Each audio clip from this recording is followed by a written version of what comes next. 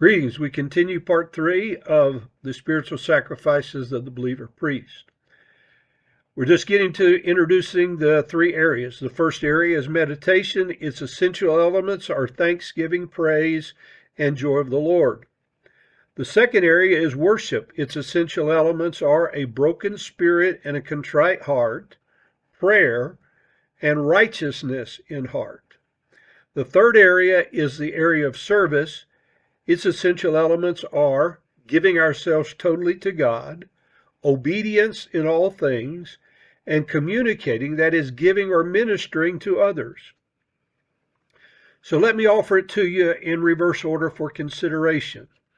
One cannot properly serve until he has properly worshiped, and one cannot properly worship until he has properly meditated, and the emphasis is on the word properly.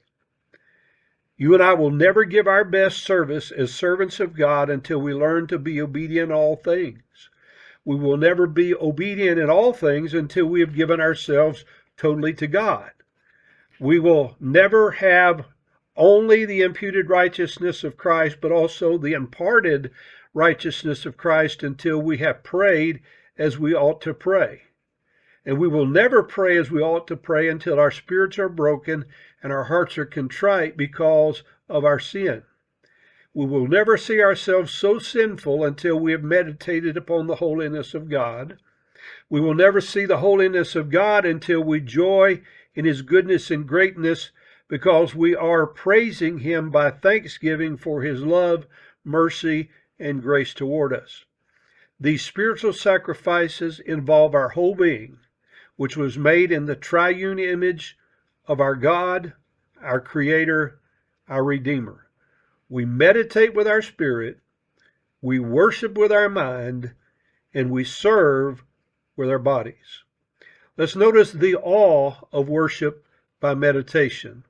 The awe of worship by meditation is described by the word wonder. Psalm 8 is such a pattern.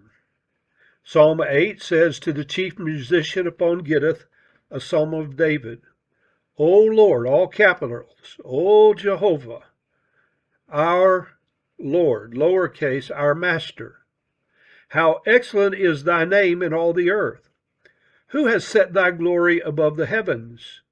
Out of the mouths of babes and sucklings hast thou ordained strength because of thine enemies, that thou mightest still the enemy and the avenger.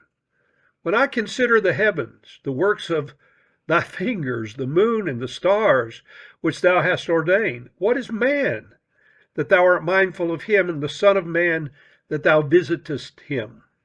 For thou hast made him a little lower than the angels, and hast crowned him with glory and honor. Thou madest him to have dominion over the works of thy hands. Thou hast put all things under his feet. All sheep and oxen, yea, and the beast of the field, the fowl of the air, and the fish of the sea, and whatsoever passeth through the paths of the sea. O Lord, our Lord, how excellent is thy name in all the earth. Such a wondrous and marvelous creation demands a creator.